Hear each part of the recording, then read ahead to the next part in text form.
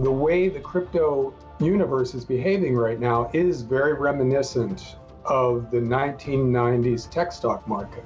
The cryptocurrency mania could be a repeat of the tech bubble, says financial author and columnist John Rubino. 2 decades ago, when many tech startups failed, some ended up surviving the crash. These are the tech giants today. Rubino says a similar thing could happen to the cryptocurrency space, where most collapse in a glorious death, but a few survive as money of the future.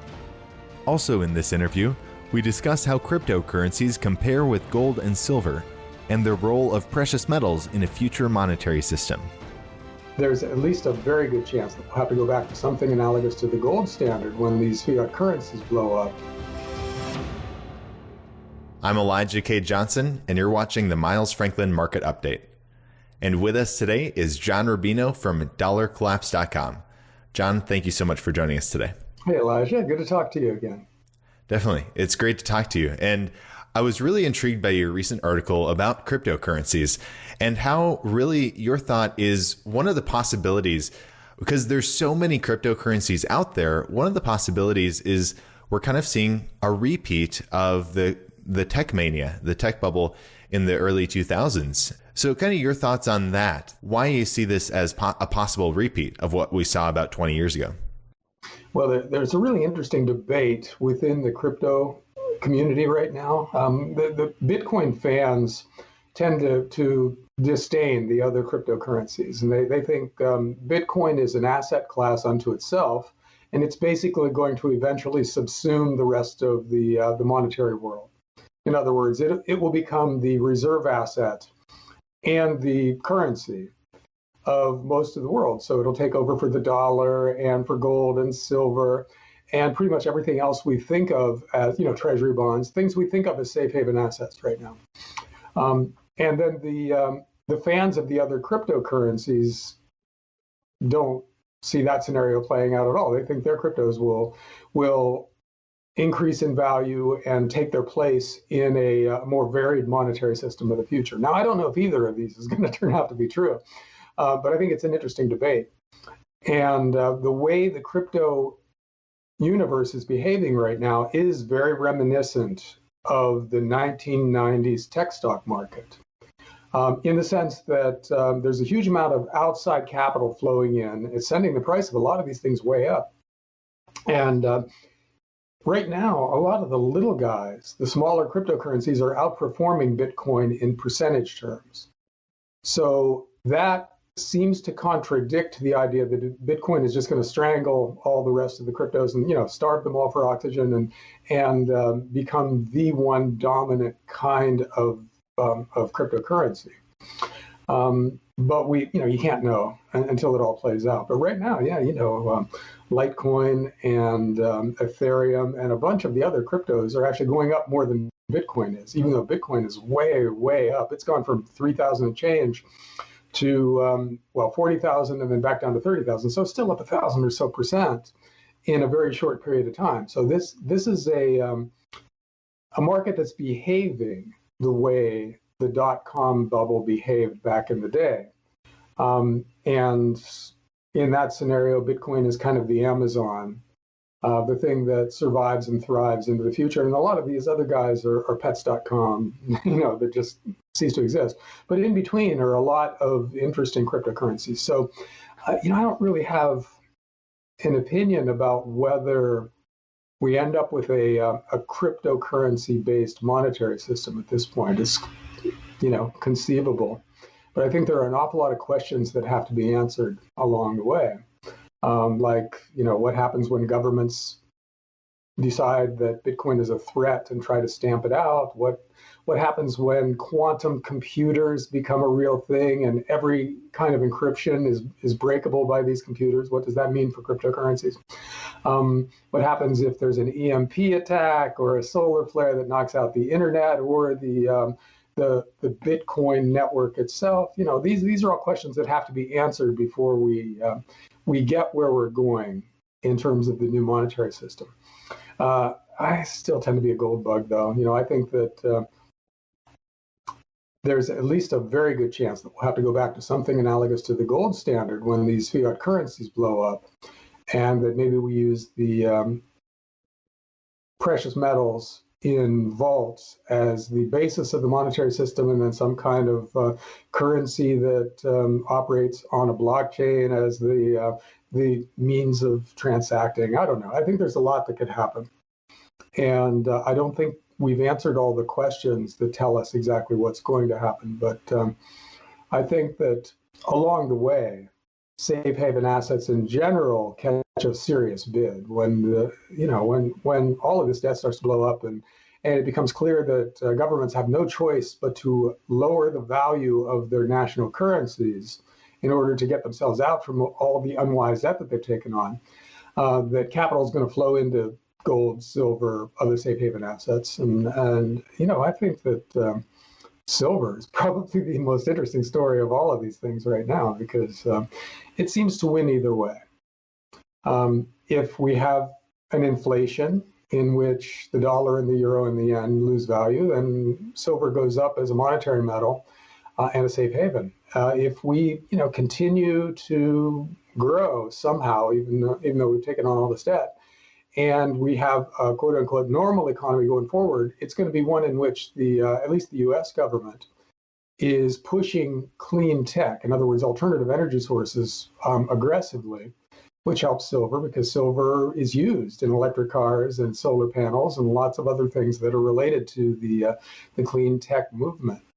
And there's going to be a shortage at some point. There just isn't enough silver in the world to satisfy monetary demand and all the new demand that comes from electric vehicles and solar panels in the future. So I think that $100 to $200 silver is a very easy thing to justify mathematically going forward. So that's my most interesting play in the space of safe haven assets. But I think it's just a fascinating space in general right now because gold is gold is wildly undervalued, and it might be the basis of the future monetary system. So it's probably worth $10,000 an ounce in the not too distant future. And cryptos, as we talked about, are seeing massive inflows of capital from corporations and from people who weren't paying attention before, but now see it going up, et cetera, et cetera. So with a relatively small market still, I think the crypto universe is $10 trillion altogether.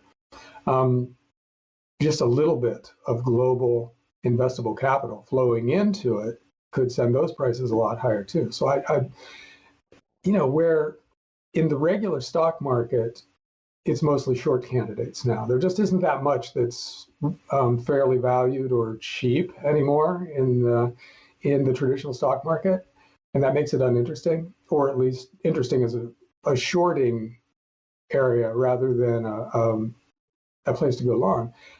Safe haven assets are the opposite. They're cheap and they're small, thinly traded markets in general that if they attract even a tiny fraction of the money that's now in stock-sponsored real estate, they'll go through the roof. So I think that's the interesting investment story going forward. And whether it's Bitcoin, silver, or gold that win out in the end, I think is less important than just you being in that sector as opposed to tech stocks or junk bonds or something like that, where far too many people are right now.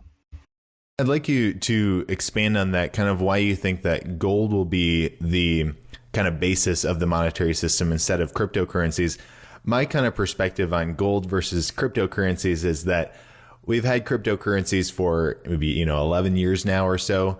We've had gold and silver, silver even more.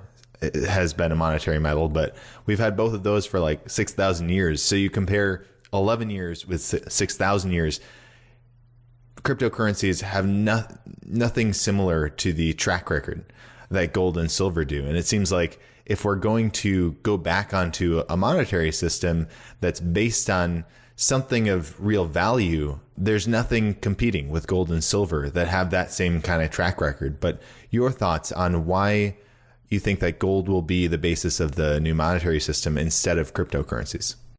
Well, I'm not saying that I know for a fact that any one scenario is going to play out, but I think it's more likely that something like gold, where all the questions have been answered. We know gold, and we know how it works. We know how much there is. We know what the growth in the above ground supply of gold will be going forward. It'll be 1 or 2% a year, which is that's consistent with population growth in the past, and it'll be slightly higher than population growth going forward, but low enough that a gold-based financial system would see very little inflation. We know all that, and because of that, when things get really crazy, when we lose faith in the fiat currencies of the world, and we're absolutely terrified, and we want certainty more than anything else. We don't want to take a new leap of faith when the last leap of faith, the fiat currency experiment just blew up in our faces. We're going to want to go back to something that we understand, that has worked in the past, and that therefore is likely to give us stability in the future, because stability is going to be the key to everything. We're not going to want excitement in a couple of years. We're going to want the opposite. And so I think gold is probably the thing that makes the most sense given that. And it did work. I mean, the classical gold standard was a 200-year stretch of fairly steady growth, punctuated with the occasional financial crisis, but still something that they recovered from right away, and low inflation and progress. People forget that before World War I, we thought we were living in a golden age. We thought we were living in a world where we were doing all right. We had it licked. We were going to grow steadily forever, and we were going to progress in all kinds of important ways. And a big part of that attitude came from the fact that we had a stable monetary system.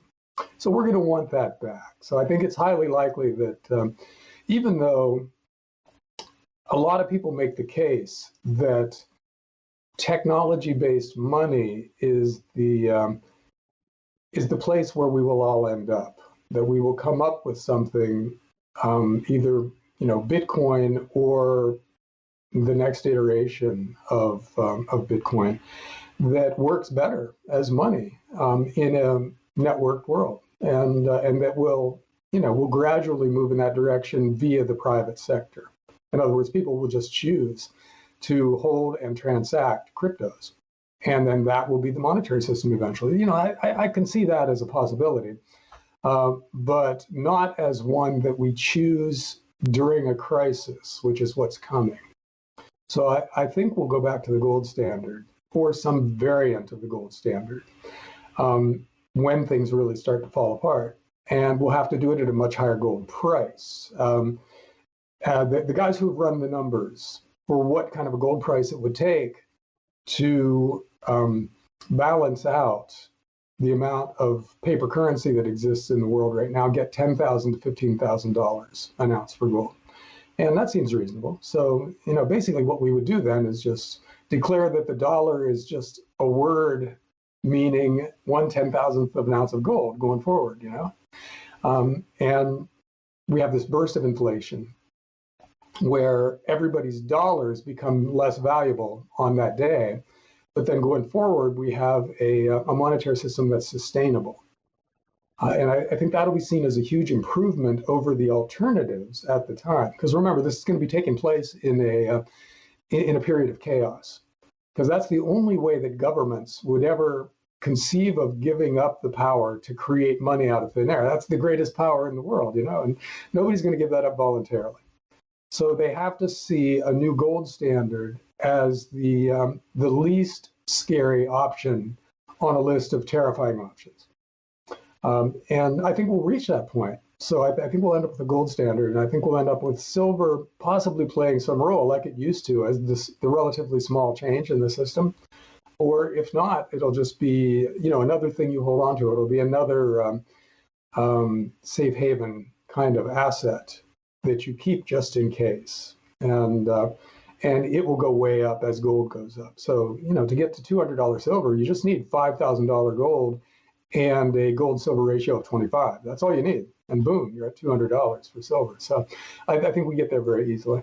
Now, getting back to cryptocurrencies, your thoughts on, because I know in the article you mentioned how Bitcoin could be the new Amazon or Microsoft. So in this world that you're talking about where we see this crisis and then a move back to some sort of gold standard, what role will Bitcoin or any of the cryptocurrencies that survive play? What role will they play? Well, that's the interesting question because, say we go back to a gold standard, that doesn't invalidate private sector money based on technology with all the advantages of something like Bitcoin, where you basically just can't steal it. And the system is very hard to hack, and governments can't regulate or manipulate it very easily. So something like that is appealing in a lot of ways. So it could be that people still choose to use it as a store of value, just like they're doing now. I mean, Bitcoin isn't money anywhere, but people are buying it as a store of value, and they're looking forward to using it as a medium of exchange. So it could be that the private sector keeps on developing new forms of money or stabilizing the ones that we have in a bigger way than they are now, so that their price stops fluctuating so dramatically, and that they become legitimate competitors to gold-based currencies. That could happen too, and I think competition is a good thing. Even in a system where you have sound money, like a gold standard, there's no reason why we have to be limited to the money that governments claim is money. There's no reason why we can't use other things as money in a world where people have free choice. So I think, again, so much can happen in this world, and there's no one scenario that's guaranteed. And I'm sketching out the one I think is most likely, that we have a gigantic financial crisis and have to do a monetary reset at some point. But what happens after that, it could be any number of things. And I don't think we would ever abandon the cryptocurrency experiment, even in a gold standard, because there's so much to like about it. As I said before, there are a lot of questions that still have to be answered. But as we answer those questions, it's possible that that becomes a kind of money that a lot of people prefer. And, so be it. I think a free market in money is just as important as a free market in pretty much anything else. You get progress when there is competition and people are free to innovate and come up with the next big idea, and then other people are free to steal that idea and make it their own. That's how things get better in the world. So in the financial sector, there's no reason why we shouldn't have competition among different kinds of money, and that the cream rises to the top. The thing that works best becomes the thing we all choose. So I envision that as a really interesting period from an economics geek standpoint, because it's a fascinating experiment to run, where you have an actual sound money that most people use and most people consider to be worth using. They're not dissatisfied with their monetary system, and yet you've got technology creating new variants of money that may or may not be better, and people trying them out to find out. I love that idea. And if we can get through the crisis that's coming without a dictatorship or without a nuclear war, that might be a really interesting couple of decades while we sort out in the free market what money is going to mean for us going forward. I think that's a really interesting point, kind of having the free market decide of, look, here are different forms of money. What do we want to use? I think that's a really optimistic view of where we're headed, and I think that's really great. Now I'd like to move to viewers' questions, and these are regarding precious metals. Bill is interested in, he's pointing out that with silver, it's about half its all-time high, but gold recently surpassed its all-time high, back in August. So what is your perspective on that? It just doesn't seem to make sense. That was a surprise because the previous time that gold got close to 2,000, silver got close to $50 an ounce. This time around, gold went to 2,000 and silver never got above 30. I don't think that it's really that meaningful. It's just the kind of thing that can be corrected in one serious trading week for silver, where it jumps from $28 to $45, and then it's like, oh, okay, now they're kind of back in balance. So I think it's just a temporary undervaluation in relative terms of silver. And as long as the gold silver ratio, I mean, it got to 125 at one point in this cycle, which was vastly higher than it's ever been in living memory. So if it's still around 70 or 80 right now, it's still probably a silver buy signal, because normally the way it works is precious metals go up, silver goes up more than gold, and the gold silver ratio drops from 60, 70, 80 down to 20 or 30. I would expect to see that again, and maybe more so, because this time around silver has that extra pop of it being a clean energy commodity. Silver goes into electric cars, and it's part of solar panels, and we're intending around the world to replace all the internal combustion cars with electric cars, and replace coal and natural gas with solar power, which means there are going to be an immense number of new electric cars and new solar panels produced going forward. And if you look at the studies on what that's going to take in terms of copper and nickel and silver, it's astounding. There's nowhere near enough of those metals coming out of today's mines in order to satisfy those ambitions in the clean tech sector. So the way that balances out is you have to have much higher prices. You have to bring uneconomic mines online. And to do that, the price of whatever the mine is making has to go way up to make those mines worthwhile. And in silver's case, there's really just not that much of it being produced. And it's inconceivable that the amount that we're producing today would be enough to put 50 million new electric cars on the road, or quadruple the number of solar panels on roofs in California and Spain and the rest of the world. So to do that, we got to get more silver from somewhere. And the price has to go way up to make it economic to get that silver. So it's very easy to envision silver at $200 an ounce as this plays out.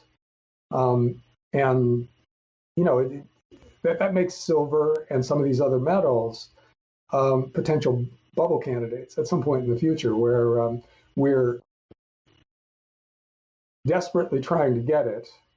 The price goes way up, and then momentum traders jump in and start pushing up the price even further, and you get ridiculous prices. So, the amounts of industrial metals for clean tech that we're going to need is almost inconceivable by today's standards, which means the prices of these things are liable to just sound bizarre to today's investors, because we're used to 30, 40, 50 bucks silver. And when we start talking in $300 or $400 an ounce terms, it just doesn't really make any sense to us now. It seems inconceivable, but that's the way the market could go if we actually are serious about the whole clean tech revolution. And it looks like in the US, the Biden administration is serious about it, and a lot of the rest of the world is just declaring that electric cars are going to be the only ones allowed on the road in 2030. Germany said something like that, and I think Japan did too, where that's just it. That's just what we're going to do. And so somehow we got to get those metals, and it's great for silver. So with silver, it's kind of a double threat, because you've got a monetary component that is obvious and makes it a good buy, and you've got an industrial component that is pretty spectacular. That's new, but also highly likely to occur. So that's what I think makes silver the most interesting commodity out there right now. And then the silver miners are just like lottery tickets, because they move in the direction of silver, but 2 or 3 times as fast in a lot of cases. So if silver goes to $100 an ounce, you'll see 10 baggers everywhere in the silver mining sector.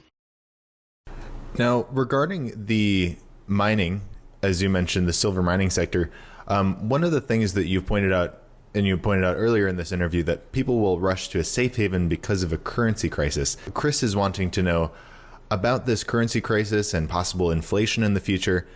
If we see inflation driving the price of metals, wouldn't the cost for miners, the cost to mine precious metals out of the ground, also be impacted by this inflation?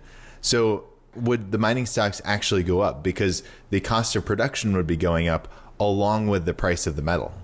Yeah, that's a calculus for the mining stocks because you have to have wage costs and energy costs go up more slowly than the price of the thing they're mining.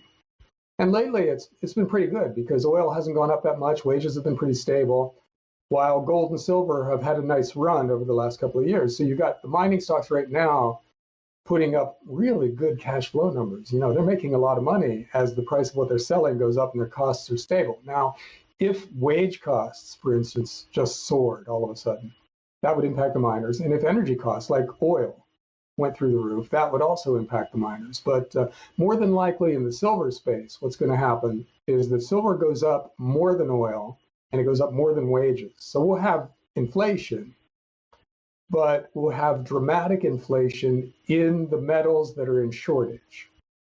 So I think that, yes, costs will go up for the miners, but the revenue from what they're selling will go up more, so their margins will continue to widen out.